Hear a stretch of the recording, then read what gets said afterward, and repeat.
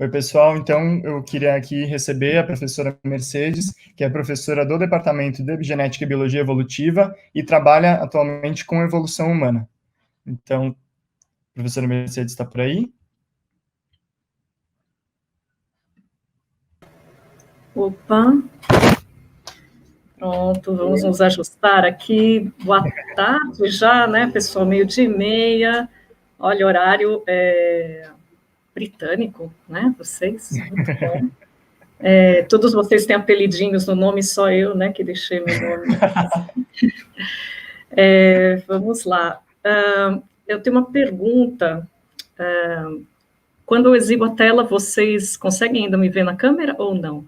Sim. Sim, ótimo, Sim. porque eu trouxe aqui alguns coleguinhas, né, para mostrar para vocês. E aí, se possível, eu trouxe algumas figurinhas, porque falar de esqueleto, falar de osso sem mostrar é um pouquinho chato, mas vocês fiquem à vontade para fazer perguntas, né? E aí acho que o Igor me ajuda nessa empreitada, né, Igor? É para isso que você está aqui, né? Para socorrer pessoa perdida. Legal, então eu vou compartilhar minha tela.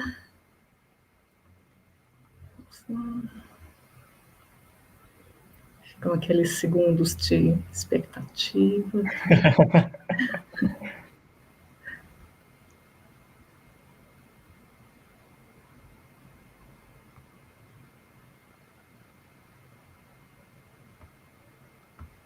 Compartilhar aqui a janela.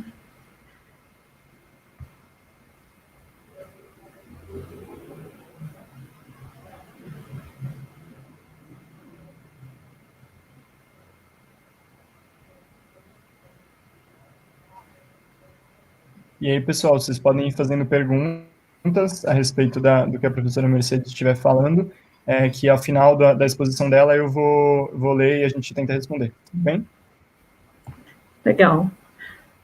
Bom, pessoal, para meia hora, né? Isso daqui é um pouquinho ambicioso, mas eu queria mostrar para vocês um pouco mais uma das muitas, né, possibilidades de atuação de um biólogo.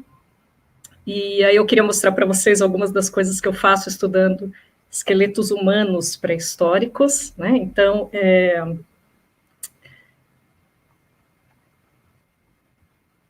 lá se isso daqui funciona.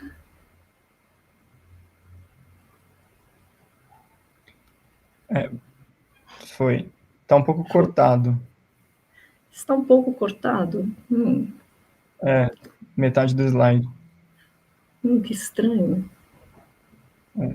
Melhor? Não. Agora tenta colocar numa apresentação de novo, vamos ver se... Tá. Foi. Tá, legal. Bom, muito bem. Então, eu queria contar um pouquinho para vocês, né, o trabalho que eu faço com esqueletos humanos pré-históricos.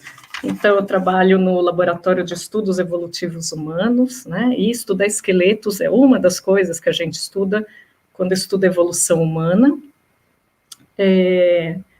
Eu trabalho com esqueletos antigos, então são os esqueletos pré-históricos, né? Então não trabalho com a parte forense, né, de esqueletos mais recentes, mas vocês vão ver que tem muita sobreposição entre o que eu faço e também o que um cientista forense, um perito faz, né? Então esses esqueletos antigos, eles geralmente são encontrados no que seriam cemitérios pré-históricos, né? E talvez alguns de vocês já tenham ouvido falar de arqueologia, né, que é o estudo desses povos antigos, e aí estudar esqueleto antigo é uma das coisas, né, que você faz quando você quer entender como que as pessoas viveram no passado.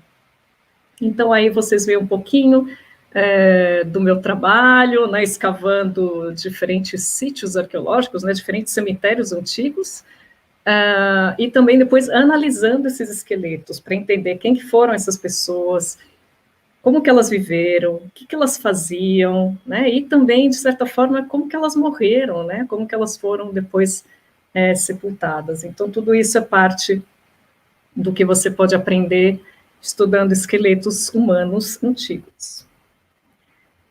primeira coisa é lembrá-los, né, o que é um esqueleto, e a parte mais importante de tudo é que os ossos, embora eles pareçam muito inertes, né, são tecidos muito duros, mas eles são tecidos vivos, tá, gente? Então, isso é importante, quer dizer, todo o nosso crescimento e desenvolvimento, o nosso esqueleto, ele acompanha, né? E é por isso, então, que biólogos vão estudar esses esqueletos, né? Porque fazem parte de um ser vivo e são tecidos vivos também.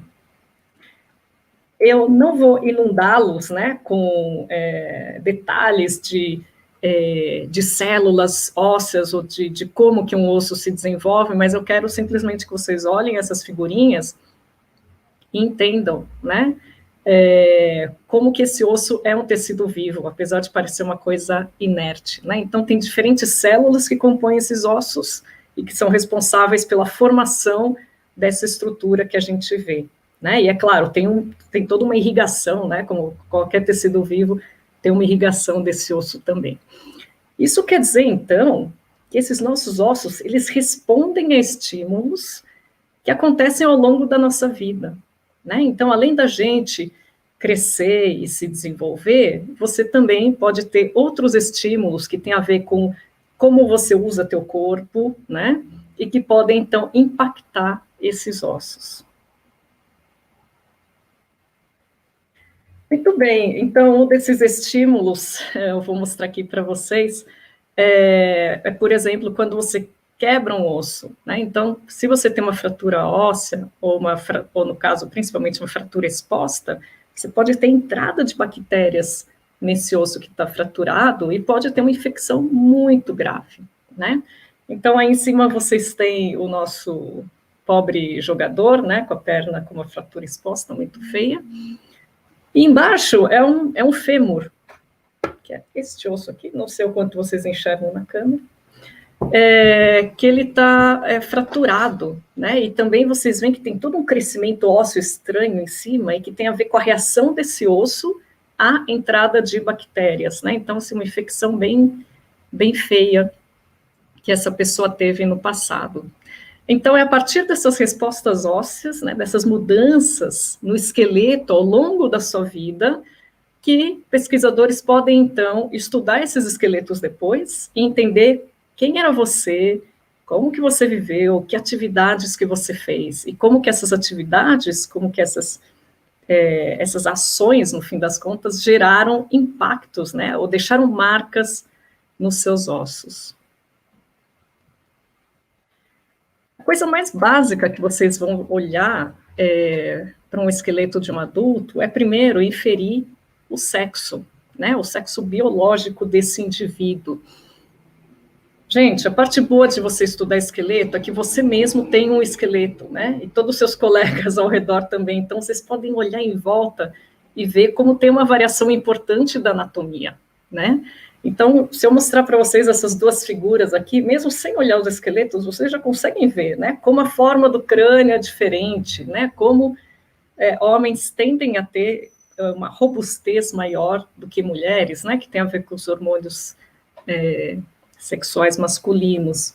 Então, igualmente, quando você pega um esqueleto, você pode olhar para algumas características que ele tem. Então, essa região da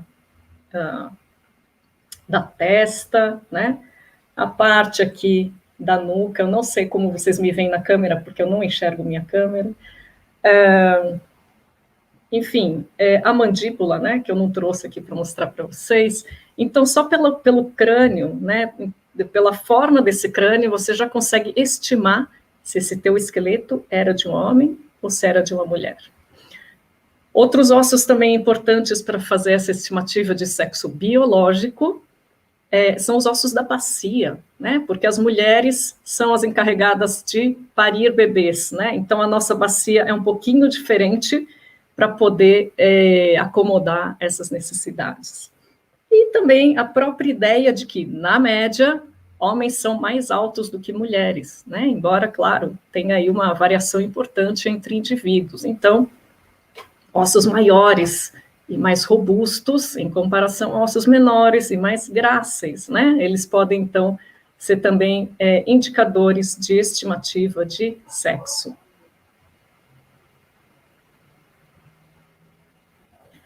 Outra coisa importante também é que nem todos os esqueletos que a gente encontra por aí são esqueletos de adultos, né? Então, a gente pode encontrar, sim, esqueletos de bebezinhos, esqueletos de criança, né? E aí é importante também saber reconhecer esses ossinhos. Se algum de vocês tem irmão pequeno e já viu o que popularmente se chama de moleira, né? Que é uma parte molinha da cabeça da criança, então vocês já sabem, né? A cabeça da criança, ela nasce com esses ossos que não estão completamente fundidos, como a gente vê em nós adultos, né? Então, além do tamanho dos ossos, também tem uma diferença na forma desses ossos, né? De acordo com a sua idade. Igualmente, a parte dos dentes, né? Do que a gente chama de dentição de leite e a dentição permanente, que agora que vocês aí já devem estar quase chegando lá, né? Com o terceiro molar. E também, claro, o tamanho relativo dos ossos. Então, de cara, olhando o esqueleto, você pode pensar se é homem ou mulher, no caso de adulto, e se não for, então qual que é a idade dessa pessoa, né? Se era um bebezinho, se era uma criança, se era um adolescente, ou se já era um adulto, ou se já era um velhinho, que também dá para saber. Professora, Diga. só uma pequena pausa, a gente consegue te ver super bem pela câmera, e quando você, o Rafa, que está nos bastidores, coloca a sua tela grande, então fica tranquila que está dando para ver. Eu só vou pedir para você mostrar um pouquinho mais em cima, porque tem o seu nome que fica na partezinha de baixo da câmera, às vezes ele tampa um pedaço do mostrando. Entendi. Se você puder mostrar na altura do seu rosto, mais ou menos, que a gente consegue ver super bem. Legal, obrigada. Muito bem. Então, qual que é a ideia? A ideia, quando a gente vai olhar para esses esqueletos, é também entender não só se era homem ou mulher, se era adulto, se era criança, mas como que viveram essas pessoas no passado. Então, parte disso você pode inferir através da dieta, né? Aquela história que você é o que você come, pois sem ter uma higiene bucal importante, né? Ou sem ter uma higiene bucal constante, vocês sabem, né, que muito doce, muito carboidrato, na verdade, pode resultar em cáries muito feias e, eventualmente, você acaba perdendo esses dentes, né? Então, quando você olha para os esqueletos também, é importante você olhar para como são esses dentes, né? Se eles têm muitas cáries, pode indicar uma dieta muito rica em carboidratos, né? Então, grupos agricultores. E também tem outra coisa importante que vocês podem olhar, que é o desgaste desses dentes, tá? Então, se vocês passarem a língua aqui nos molares de vocês, aqui no fundo, vocês sentem que tem umas montanhinhas, né? Que os dentistas chamam de cúspides, e que é o que vocês veem aí como escrito dentes normais. Então, se você come alimentos muito abrasivos, você pode acabar gastando essas suas cúspides, né, e ficar com o dente bem, bem, bem retinho, como eu estou mostrando aí para vocês no slide. Então, isso também mostra um pouquinho como as dietas mudam ao longo do tempo, né? Hoje em dia a gente come só coisas muito moles, muito processadas, mas no passado os alimentos eram muito mais abrasivos, muito mais duros, muito menos processados, né? E isso também são coisas que vocês podem ver só olhando para a boca de um esqueleto.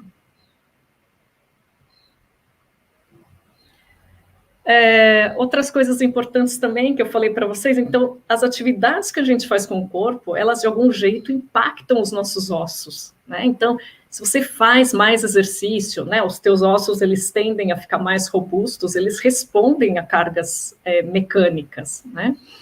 Então, no passado é a mesma coisa. Se você tem grupos, por exemplo, que usavam muito os braços para moer alguma coisa, para amassar algum alimento, isso acaba aparecendo, né? Geralmente sob a forma do que a gente fala que é artrite, né? Ou seja, que são degenerações das articulações. Então, Aí eu mostro para vocês a famosa dor de cotovelo, né? Ou seja, uma artrite de cotovelo, que tem a ver com movimentos excessivos, né? De braços, que podem ter a ver com processar alimento, pode ter a ver com remar, né? Então, os grupos que vivem perto do mar ou perto de alguma lagoa podem ter essa sobrecarga, né, de membro superior. E, igualmente, nos membros inferiores, né? Eu coloquei aí o exemplo para vocês de um atleta correndo, que também vai ter aí um impacto, né, nesses membros inferiores. Então, você pode começar a olhar para os sinais de doenças, né, que você vê no esqueleto, e pode começar a pensar como que esses grupos do passado, o que eles faziam de atividades, né? Será que eram atividades que tinham mais a ver com o braço? Será que tinha mais a ver com perna? Será que tinha a ver com as duas coisas? E esse slide eu sempre acho ele muito educativo, né? Porque ele também mostra como determinadas doenças impactavam de maneira brutal os esqueletos, né, os ossos, antes de terem um tratamento adequado, né? Então, aí vocês têm uma figurinha que mostra para vocês o que é uma sífilis venérea sem tratamento, tá? Já num estágio assim, que a gente chama estágio terciário. Então, o que acontece é que você tem toda uma destruição do que seria esse osso aqui da tua testa, né? Que a gente chama frontal. Então, vocês veem aí esse senhor todo com cheio, né, todo perebento, e essas perebas, na verdade, elas não são só da pele, mas elas também implicam numa destruição desse osso, ou seja, previnam-se das DSTs, né, que agora a gente chama de IST, né, infecções sexualmente transmissíveis. Mas o que é importante aqui é que quando a gente olha, né, para esses esqueletos antigos, pode também tentar inferir frequências, né, ou prevalências de determinadas doenças infecciosas naquela população.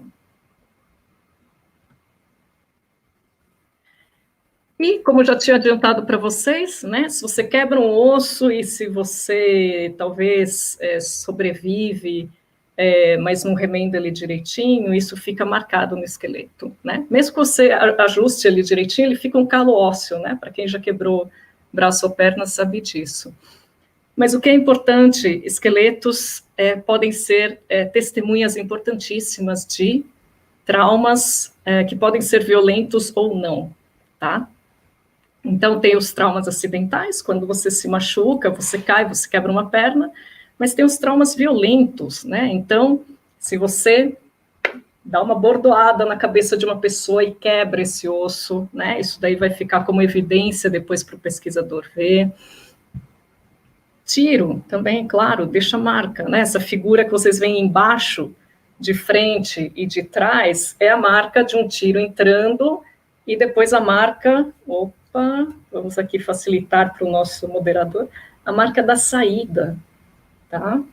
E aí vocês têm algumas outras coisas interessantes, né? Então, tem uma flecha feita de osso, que foi, então, lançada nesse esqueleto pré-histórico, e ficou cravada nas costas do indivíduo, né? E outras fraturas aí normais que não necessariamente são violentas.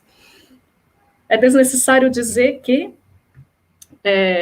esse tipo de evidência é possivelmente o que mais se sobrepõe ao que cientistas forenses estão preocupados, né, ou analisam com mais detalhe. Então, embora eu pessoalmente trabalhe com esqueletos pré-históricos, né, é importante dizer que essas evidências de violência, elas são muito importantíssimas para resolver questões políticas, né, de valas comuns de guerra, ou de desaparecidos em ditaduras, e coisas assim. Então, talvez vocês já tenham ouvido falar desse tipo de abordagem sob esse viés forense, né, que não é o que eu faço, mas que é uma sobreposição entre áreas, digamos assim. E aí, finalmente, né, a gente não só vai olhar o esqueleto, né, que normalmente vem de um cemitério pré-histórico, então a gente não vai só olhar aqueles ossos, mas a gente vai olhar como que aquele indivíduo foi enterrado, né? Então, Aí vocês têm dois exemplos, dois extremos, digamos assim, né? Os sepultamentos à esquerda parecem um pouquinho mais simples, o indivíduo foi enterrado aí com uns potinhos de cerâmica, umas canequinhas.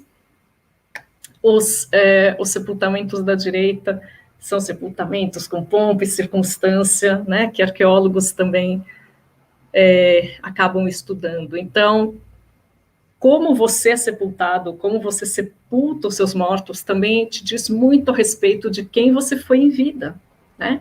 Será que você foi querido por alguém? Alguém te deixou lá uma florzinha, uma caneca, alguma coisa, você foi sepultado junto?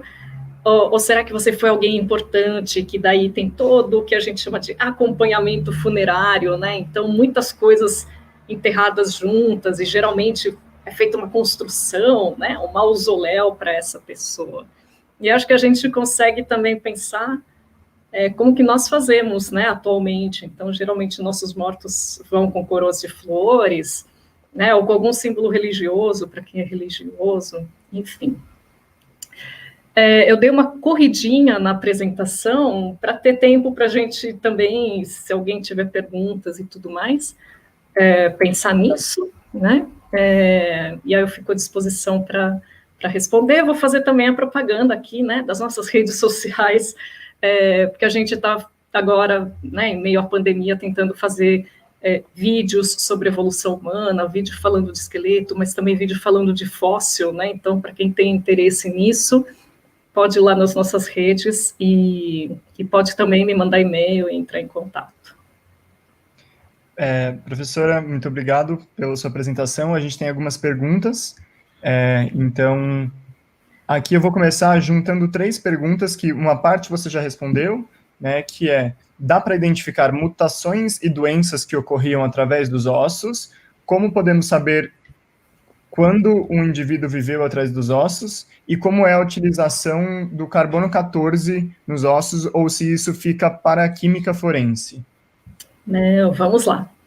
Ai, quanta pergunta, Igor, meu Deus. Doenças, né? Isso. Tá. Dá para saber. Então, além, né, do que eu mostrei para vocês, que a gente consegue ver, por exemplo, evidência de uma infecção, como é o próprio caso da sífilis, mas tem outras, né, infecções que atingem ossos. Também o que se faz atualmente é tentar extrair DNA dos patógenos que invadem esses ossos, tá? Então, por exemplo, tem muitos estudos sendo feitos agora na Europa. Ela caiu? Eu acho que a professora caiu. Nós vamos tentar retomar a conexão. Enquanto isso, ela comentou que dá sim para identificar, né, algumas doenças que aconteciam pelos ossos, mas até com extração de DNA, mas é um pouco limitado dentro do que dentro dos rastros que essas doenças vão deixar, né? Porque tudo o que a gente vai fazer é por inferência e acho que ela voltou. Então, Pronto, professora, por favor. Voltei. Acho que pode Então, continuar. vamos lá. Então, o que tem agora, por exemplo, Voltando. na Europa, são as pessoas tentando extrair o DNA da bactéria que possivelmente causou a peste negra dos esqueletos, né, que você acha enterrados naquelas valas comuns e que são desse período. Então, sim, dá para fazer muita coisa. Aliás, DNA, eu não quis falar muito sobre isso porque, né, já tem tanta coisa genética, né, sendo falada, mas é uma das áreas importantes também de estudo de esqueletos. Tinha uma terceira pergunta, né, Igor, que era sobre quando um indivíduo viveu, e aí eu já juntaria com a do carbono 14. Legal. Assim, vocês viram que eu mostrei para vocês o slide do sepultamento, né? Então, a gente estuda só o esqueleto, a gente estuda também o contexto, né? Ou seja, todo o entorno de onde o esqueleto foi sepultado, como que ele foi sepultado. A partir das coisas que você encontra junto do esqueleto, você já consegue ter uma ideia, ainda que vaga, de quão antigo ele é, né? Então, se você acha o esqueleto enterrado com a garrafa de Coca-Cola, aquela garrafa de Coca-Cola pode ser um marcador de século XX, digamos assim, para você, ou com uma moeda, né? Moedas são bons marcadores também.